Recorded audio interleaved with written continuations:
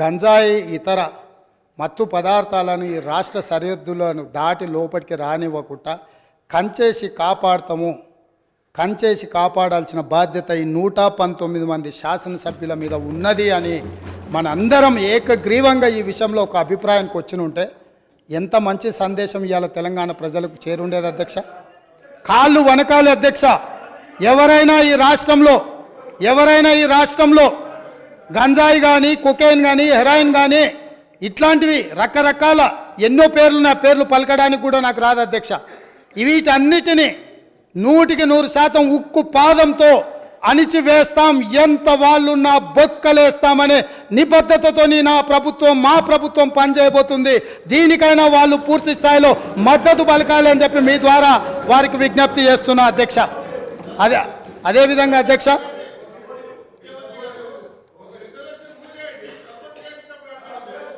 ఇప్పుడు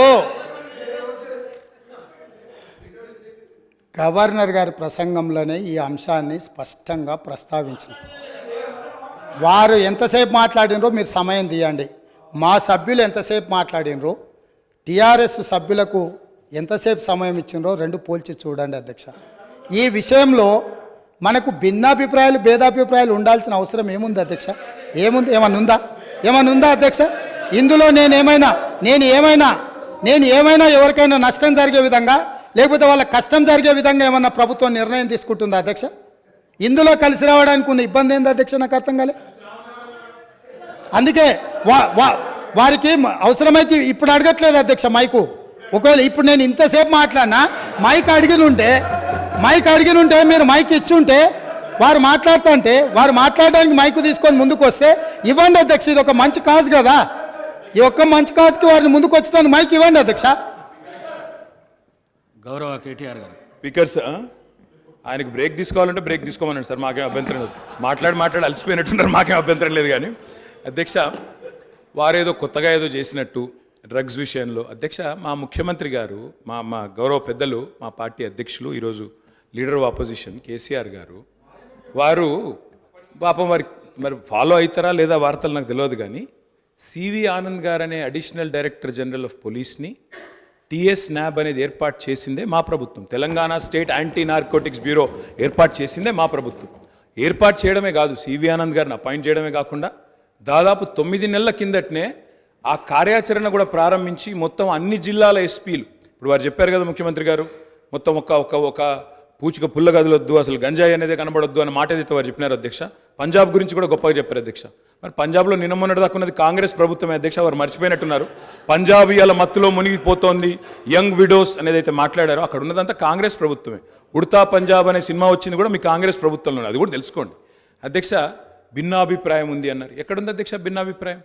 అధ్యక్ష, మేము ఒకవేళ భిన్నాభిప్రాయం ఉంటే మా ప్రభుత్వం ఎందుకు పెడుతుంది అధ్యక్ష? Telangana state anti narcotics bureau ఎందుకు పెడుతుంది? ఎందుకు సివి ఆనంద్ లాంటి కాంపిటెంట్ ఆఫీసర్ని పెడుతుంది? సరే, మీరు తీసేసింది ఆయన, అది వేరే విషయం. కానీ సివి ఆనంద్ లాంటి కాంపిటెంట్ ఆఫీసర్ని ఎందుకు పెడతాం అధ్యక్ష? ఇంకో మాట అధ్యక్ష, ఇట్లాంటి విషయాలు ఇప్పుడు ఈరోజు కాదు అధ్యక్ష, ఇట్లాంటి విషయాల్లో గౌరవ ముఖ్యమంత్రి గారు ఆనాడు కేసీఆర్ గారు మరి షీ టీమ్స్ పెట్టినా, రాష్ట్ర ప్రయోజనాలకు సంబంధించి ఏ అంశం పెట్టినా, ఈరోజు డ్రగ్స్ విషయంలో మీరు మాట్లాడినా 100% కాదు అధ్యక్ష, 1000% మా పార్టీ నుంచి పూర్తి సహకారం ఉంటుంది ఈ విషయంలో. వారికి కన్ఫ్యూజన్ అవసరం లేదు. వారికి ఇంకేమైనా అనుమానాలు ఉంటే నేను చెప్తా ఉన్నా. భిన్నాభిప్రాయాలు అన్నారు. మేము అభిప్రాయం చెప్తే కదా అధ్యక్ష భిన్నాభిప్రాయం ఉండడానికి. అది మేమే చెప్పినాము. మేమే మా ప్రభుత్వం ఉన్నప్పుడే ఏర్పాటు చేసిన సంస్థ. ఇవాళ మీరు క్రెడిట్ తీసుకుంటా అనుకోవచ్చు. మాట్లాడితే మేనేజ్మెంట్ కోట అంటారు అధ్యక్ష. ఢిల్లీని మేనేజ్మెంట్ చేసి ముఖ్యమంత్రి పదవి తెచ్చుకున్న వ్యక్తి, ఢిల్లీని మేనేజ్ చేసి పీసీసీ పదవి తెచ్చుకున్న వ్యక్తి వాళ్ళ మేనేజ్మెంట్ కోట గురించి మాట్లాడితే అధ్యక్ష, నేను అనలేదు అధ్యక్ష. ఇది కోమటిరెడ్డి వెంకటరెడ్డి గారు చెప్పినారు, పేమెంట్ కోట అని చెప్పినారు అధ్యక్ష. కాబట్టి ఇంకా ఆయన కూడా మాట్లాడితే బాగలేదు అధ్యక్ష. వారిని సవరించుకోమనండి ముఖ్యమంత్రి గారు. అధ్యక్ష,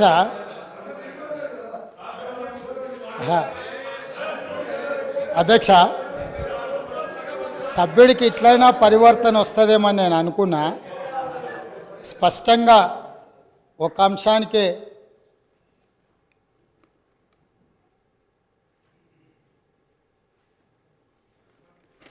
సభ్యుడు ఈ ఒక్క అంశానికే పరిమితమయ్యి స్పష్టంగా ముందుకొచ్చి ఇతర అంశాల పట్ల చర్చ జరగకుండా దీనికి మద్దతు ఇస్తారని నేను ఆశించిన.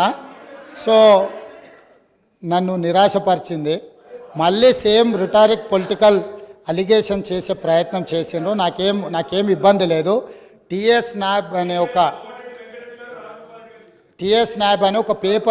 ఒక పేపర్ మీద కాగితం తయారు చేసిండ్రు అధ్యక్ష. ఆ తయారు చేసిన దానికి సివి ఆనంద్ గారికి అడిషనల్ ఛార్జ్ మాత్రమే. హైదరాబాద్ కమిషనర్గా కొనసాగుతూ టిఎస్ నాబ్ డైరెక్టర్గా అడిషనల్ ఛార్జ్ వారు ఇచ్చిండ్రు. ఒక్క నిమిషం వస్తున్నా, అక్కడికి వస్తున్నారు. మీరే ఏర్పాటు చేసారు. ఏర్పాటు చేసిన దాంట్లో ఏమేం లేకుండా చేసిండ్రు కూడా అవి కూడా చెప్తాయి. ఎందుకంటే ఇక మీరు మొదలు పెట్టారు కాబట్టి మొత్తం చెప్పాలి కదా. సో అడిషనల్ ఛార్జ్ ఇవ్వడంతో ఆయన ఇక్కడ అక్కడ దృష్టి పెట్టలేకపోయింది. ఒకటి, వాళ్ళు ఒక స్టాఫ్ ప్యాటర్న్ వర్కౌట్ చేసి ఇచ్చారు. 301 మంది సిబ్బంది కావాలా, ఈ సిబ్బందిని అంతా మాకు ఇవ్వాలి, దీన్ని నిషేధించాలని ప్రభుత్వానికి నివేదిక ఇచ్చారు. 10% సిబ్బందిని కూడా వాళ్ళకి ఇవ్వలే. 29 కోట్ల రూపాయలు వాహనాల కొనుగోలు కానీ ఇతర ఆఫీస్కు సంబంధించిన అంశాలను మాకు ఏర్పరచుకోవడానికి 29 కోట్ల రూపాయలు బడ్జెట్ కావాలని రాష్ట్ర ప్రభుత్వానికి అడిగారు. ఒక్క రూపాయి కూడా ఈ రోజు వరకు ఇవ్వలే. టిఎస్ నాబ్ అనే ఒక పేపర్ సంస్థను ఏర్పాటు చేసి దానికి అడిషనల్గా ఒక ఏడీజీ సిటీ కమిషనర్ గారిని పెట్టి ఆ సంస్థను నిర్వీర్యం చేసిండ్రు. కాబట్టి నేను అవన్నీ విమర్శల జోలికి వెళ్ళలే. కాకపోతే వారు ఇప్పుడు చెప్పిండ్రు కాబట్టి నేను ఇవన్నీ చెప్పాల్సి వస్తుంది. అందుకే ఈరోజు నేను ఫుల్ టైం ఏడీజీని దానికి వేసినాను. ఇమ్మీడియట్గా 29 కోట్లు కాదు, అవసరమైతే మీరు 50 కోట్లు తీసుకోండి. ఇది నా రాష్ట్ర భవిష్యత్తు, ఇది మన పిల్లల భవిష్యత్తు. ఇవాళ మన కుటుంబంలో మనం ఏ విజయం సాధించినా, ఏ స్థాయికి ఎదిగినా తెలిసి తెలియని వయసులో పిల్లలు ఇట్లాంటి వాటిన బారిన పడితే మన కుటుంబాలన్నీ కూడా ఆ దుఃఖాన్ని లెక్క కూడా పెట్టలేం.